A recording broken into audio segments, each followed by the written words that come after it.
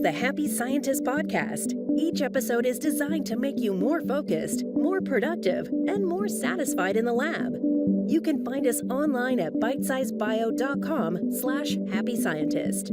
Your hosts are Kenneth Vogt, founder of the executive coaching firm Vera Claritas, and Dr. Nick Oswald, Ph.D., bioscientist and founder of Bitesize Bio.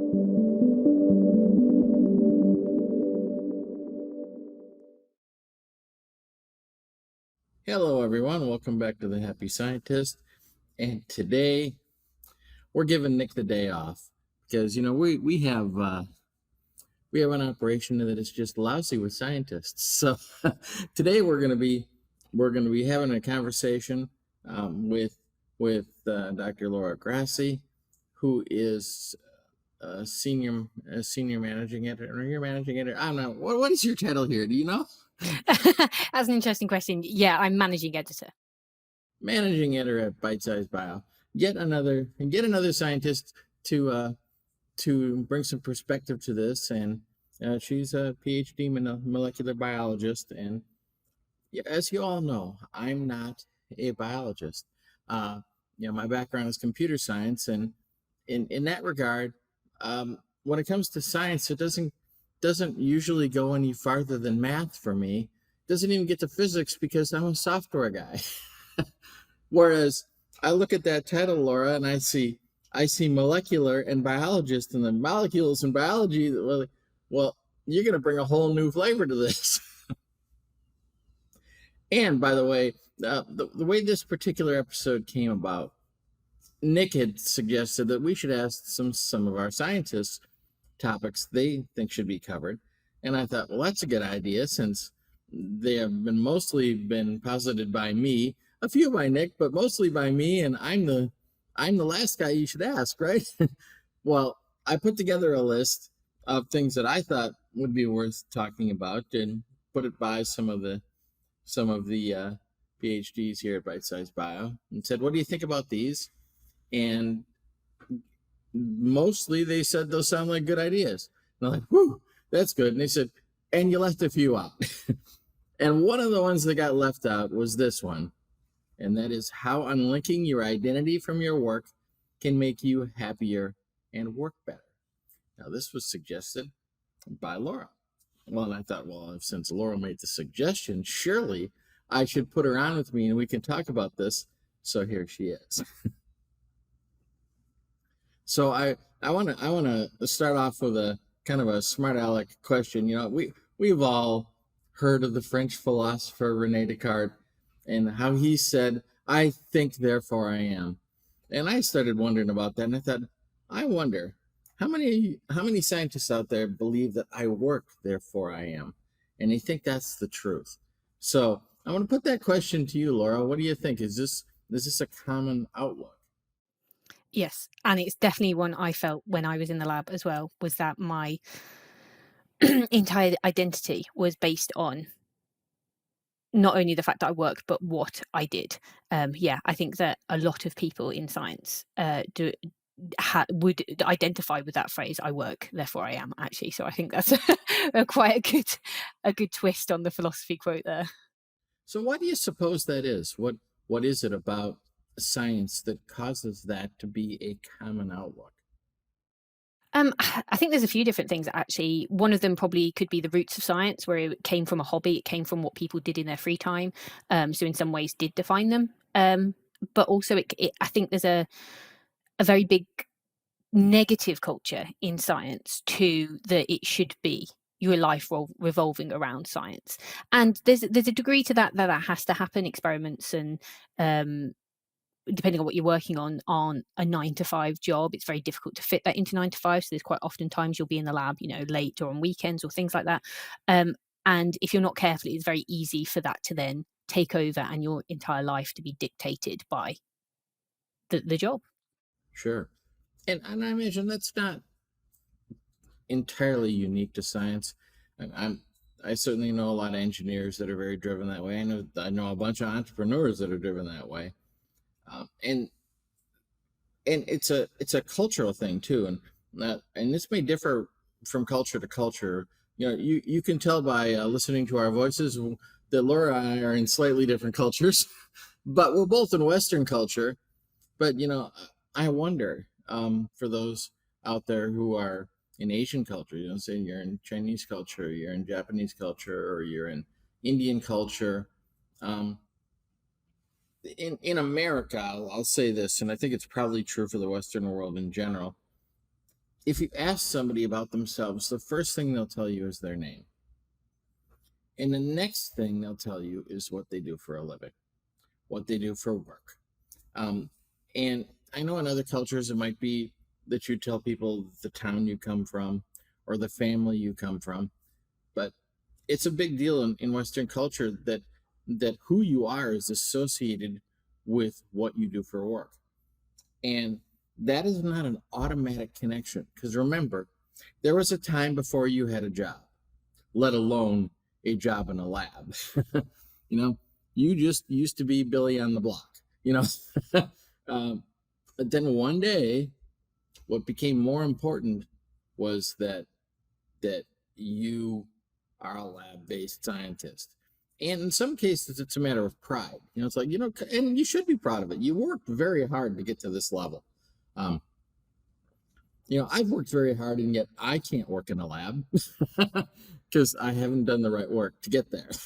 And there are plenty of people that have tried and failed to get there. So the fact that you've got there, that's not something to look down upon.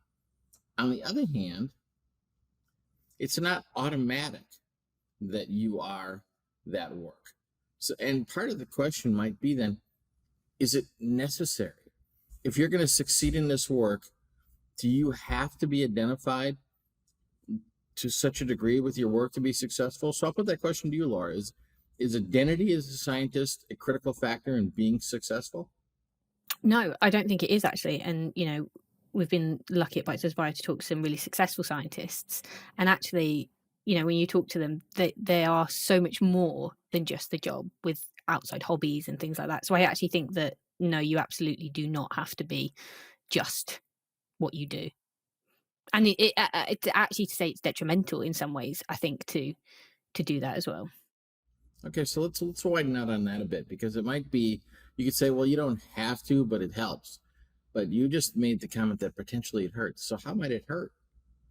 I think it can cause you to become too emotionally involved in your work, which is the one thing you shouldn't be if you're a scientist. If you put your whole identity on what you do, then success and failure can have very dramatic consequences for your self-worth and mental health. And you can, I think that can then hamper the work you do, and make it harder to succeed.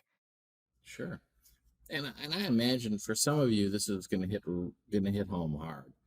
You're going to hear that and go, yeah, I took my last failure very personally. But also understand that when you take your last success very personally, that is also damaging.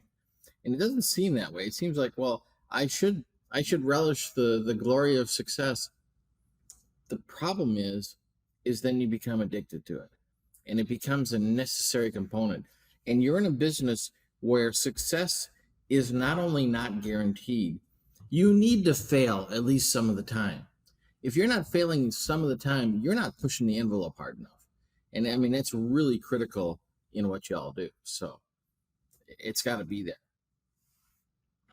So this makes me think of another thing, because this is the Happy Scientist podcast. So what does happiness have to do with the quality of your work? If I can't rely on identifying with my work, how am I going to be happy with my work? So you have any thoughts on that, Laura? Oh, what about happiness? And Yeah, how happy do you have to be in your job to do a good job at it? I don't think you have to be happy in your job. I think you have to be happy in who you are as a person. And I think that would then naturally flow out to being happy in your job. But again, I think, or maybe rather, it's about being content. I think maybe chasing the constant success, which is what a lot of people would equate to being happy, is that feeling of success, again, is quite dangerous. And actually, it's more about knowing that you've put in what you need to do, and whether that results in success or failure then doesn't impact your mood, but you know that the effort. So it's more marking, am I happy with my effort rather than am I happy with my result? Sure, because part of the problem with success is it's fleeting. You're succeeding today, but tomorrow that might change. There's a lot of "what have you done for me lately" in this, and it's not your boss who's doing that, or whoever's giving you the grant that's doing that. You're doing it to yourself. You're constantly assessing yourself. Am I measuring up or not? And if your measure comes down to how well your science is succeeding or failing, that's going to impact you personally. And ultimately, that's going to hurt you in your work, because it becomes almost bipolar. And I realize that's an actual condition, and I'm not in any way denigrating anyone who's dealing with that condition. But be clear here that there are ups and there are downs, and if you live for the ups, the downs will be devastating, and that's not good for anybody. And it's also not good for your science. How can you stay focused if you're having to deal with that kind of emotional pressure on doing your job? There's enough intellectual pressure on doing your job. There's enough tactile pressure. Things, the stuff that you have to be good at doing, and that many people outside of the field might not even realize. But there are just downright physical skills where you're just good as a mechanic in the lab, which is required, and that goes beyond intellectual effort. That is about just gaining skills, and it's one of the things that Bitesize Bio is there to help you with, is those things they don't teach you in university that you have to learn in the lab. And some people have learned some things, and they go on to talk about it, and that's very helpful, and that will give you more of an opportunity to be happy in your job. And I like what you said earlier, Laura, that your happiness kind of flows from are you happy as a person already, outside of the fact that you're a scientist? Are you happy in your life? And that all feeds back in. It goes in both directions. Your life can start to be pressured because you're not liking your job, but your job can start to be pressured because you're not liking your life. So here's a proposal. If you're not going to be, my name is Bob and I am a molecular biologist. If you're not going to identify that way, the question is, if you're not going to be a PhD lab scientist by identity, who are you going to be? So what do you think about that? What can we offer people as things that they can identify with that will help their work and help them be happier in general? Yeah, so this is something I've given a lot of thought to, because it was something that I've read a long time ago from actually a book by Darren Brown called Happy. And he was one of the ones that said, we have this culture of asking people, the first thing we do when we meet someone is asking them what they do. And so I tried to stop doing that. And, to think about other ways that I could describe myself to people, and to figure out who other people were, because also I think it's a really difficult thing to associate someone with a job, because you don't, scientists aren't all the same. They have different likes and dislikes. You don't really understand who a person is just by their job title. So I think actually it's more about the kind of, thinking about the kind of things that you enjoy. Are you a runner? Are you a swimmer? So it could be some sort of exercise. Are you a book lover? What kind of movies do you like to watch? Do you like to cook? Do you like to garden? What, if you didn't have to work, what would you spend your free time doing? Probably, to me, is the best way to think about who you are. I like it. And as you pointed out, some of that stuff could be measurable things, because you could be, if you're a runner, you could be a runner who runs races, and you will have the chance to win or lose. Or you could just be a runner who runs to be outside and running. You have a choice of how you want to take that. And we've talked before how how Nick Oswald is he's a rock star on the side. You know, I mean, he has a legit band, you know, and he's good at it. Now, he doesn't have to do it that way. You know, up until his stroke, I enjoyed playing guitar and playing piano, and um, for now that is on hold. But but because I'm not entirely identified with that, I wasn't. I'm Ken and I'm a guitarist.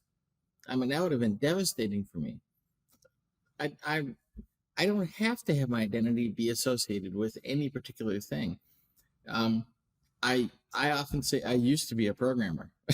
It's not that I don't know how. I did it for decades, literally, and then I managed people doing it for a long time. So I'm very uh, I'm very aware of that part of it, but I'm not attached to it, and things can change. That's the other thing about this, is that what you're identified with today can change. You know, Laura, you got a young child at home, but at some point that young child is not going to be so young anymore, and not your association with motherhood may be different at that point. And you know, that may be true for everybody that's a parent, or in fact it should be true. You know, my baby is 33, you know. So obviously the relationship has changed, but you know, you can keep choosing what your identity will be. And so you know, we've talked about how this separation of identity can benefit your work to a certain degree. You know, things like um, you don't have to be associated with the failures of the job, because there are going to be failures. There are going to be times when things don't go as you wish. There are going to be times when grants get canceled. There are going to be times when experiments go just off the rails.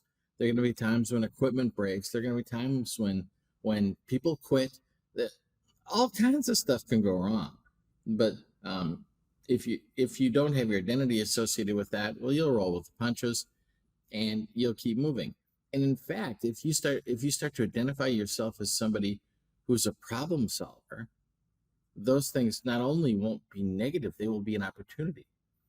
I think about the movie Apollo 13, and you know, they're trying desperately to get them home. And the conversation in the control room, somebody says, you know, have you thought about what the press release should look like when they all get killed? And the character turns to him and says, "Well, sir, I believe this is going to be NASA's finest hour," because he believed they could solve the problem. You know, and that's a really important thing when it comes to science.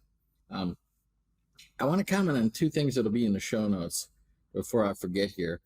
One is a link to an article. It's called "You May Not Be Who You Think You Are," and it's a brief read, and it's worth looking at. And it looks at the question of identifying with your work, but some other things too. And then another one is a link to a Bitesize Bio article called "The 10 Lab Commandments, or the Guide to a Happy Lab." That's a worthwhile read too. A little bit longer, but it's still bite-sized, so worth checking out. So here you are. You've decided, okay, I've that's it. I'm no longer going to be Bob the molecular biologist by automatic definition. I'm gonna be Bob the runner. I'm gonna be Bob the musician. I'm gonna be Bob the book club member. I'm gonna be Bob the Renaissance man, and that's that. And by the way, you can be Sarah the Renaissance woman too. So having all of these other interests, how can you feed that into your work? Now, you've mentioned how you got to sometimes be so dedicated to this work, and it could be all hours of the day, but how do you have the rest of your life feed into this work and help your work life? I think first of all, I want to touch on one of the other things I think you brought up there, which was really good, which is it's not also about what you do, it's about who you are. So personality traits, like being a problem solver. I think that looking for the kind of identity in that way is really good as well. You know, for example, myself, I would consider myself tenacious. I don't give up. And thinking of myself that way helps through difficult times. whether it be at work or not, to get through them. That's who I am. I can do this. I can get through it. I think in terms of how can you help your not work life feed into your work life by having an identity outside of it, is it allows you to refresh, and it allows you to take a step back as well. Because if your work is your life and it defines who you are, then you, like you said, you will take every failure very personally, and it will start to feed negatively into you, your negative, and create a very negative mindset. And I'm saying this from someone who went through this. I was very much someone during my PhD who made the job my life, and I did have interests outside of them, but I didn't really consider that to be who I was. I felt that I was a scientist. And then when for me, a career path in science just didn't seem to be the right choice. It was very difficult, even though looking back now, it was the right choice for me to leave the bench. At the time, because that was my identity, it really caused a lot of problems for me. I had a few years after I left my PhD where I just felt lost and empty, and like I had failed as a person because I hadn't followed this career path that I thought I was going to follow, and I thought that had made me a failure. But instead, if I'd spent more time, I think thinking, and now I try and do it very much where I'm, I am not what I do, but I am a person outside of that. It lets me step back and see things more objectively and put some distance between the job and me, so that I don't take those failures personally. And like you said, I think it's really important, don't take those successes personally as well. Yes, something that you do that worked really well could be because you did an excellent job. It could also be luck. And riding that success and thinking that you're a wonderful person and letting it inflate your ego can also allow you to mess up on the job, but also, like you say, create a big problem when things do go wrong again, because you've identified that as who you are. So yeah, that separate identity feeding in, it rejuvenates you, it gives you meaning outside of the job, so that you can be more neutral. And that's what scientists should be. They shouldn't be emotional when it comes to the work. They should be neutral, and be able to see. And science is somewhere where you're going to fail a lot. That is the nature of science. So it's not like, failure is going to happen once in a blue moon. For a lot of us, it happens, daily or weekly. And it'll build resistance to that, and resilience to that. And instead of going, oh, I just can't get this right, it'll also, I think, allow you that objectivity where, sometimes some fantastic successes in science have come from failures, and just being able to, instead of go, oh, that's not right, I've done that wrong, if something goes not the way you expect, you can go, why did that happen? And maybe you'll be able to see the opportunity. Yeah, that's interesting. I love that idea. Like, well, that's not what I expected. That's a fun state to be in. And I found that in the past with software development. Now, software is something you really don't want it to not work. But sometimes when something fails, you go, wow, how did it do that? Now it becomes an interesting thing to look at, and maybe something useful comes out of it. Maybe not, but why not? Why not take a look, see what's out there? Yeah, agreed. The other side of this all feeds back to your life. Like, if your work is going successfully and you're happy in your work, and you're learning things that are life lessons. There are things that you can teach to your children. There are things that you can apply in your relationships. There are things that you can apply to your own health and your own personal growth. These things aren't so compartmentalized. Your life and your work are not in these silos that don't touch each other. So that is the discussion of how you can unlink the identity, your self-identity, from your work. So is there anything else, Laura, that you want to add as a wrap-up? Just that it's not an easy process. I think something that's been ingrained into us from society as well as science in general. So don't beat yourself up if it takes you a while to start to unlink that. But just trying, I think, will make a big difference to most people. Right. And the fact is, you've already been doing hard things for a long time. Power to you. You can do this. You can make this work. You can be happy, and you don't have to tell everybody about your PhD. All right. Well, on that note, we'll call this a wrap. Thank you so much, Laura, for being with us today, and maybe we'll hear from her again in the future because she had other ideas. Thanks, Ken. All right. Thanks. Bye now. Thank you for listening to the Happy Scientist podcast, helping you to become a happier, healthier, and more productive scientist.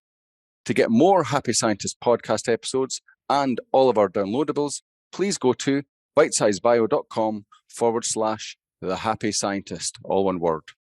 And in particular, you might want to spend some time on episodes 1 to 9, where we talk about the foundational principles of human needs, core mindsets, and charisma factors, which we refer to in many episodes. You can also hook up with us on Facebook at facebook.com/The Happy Scientist podcast, all one word, to get latest episodes and additional material. We hope to see you there.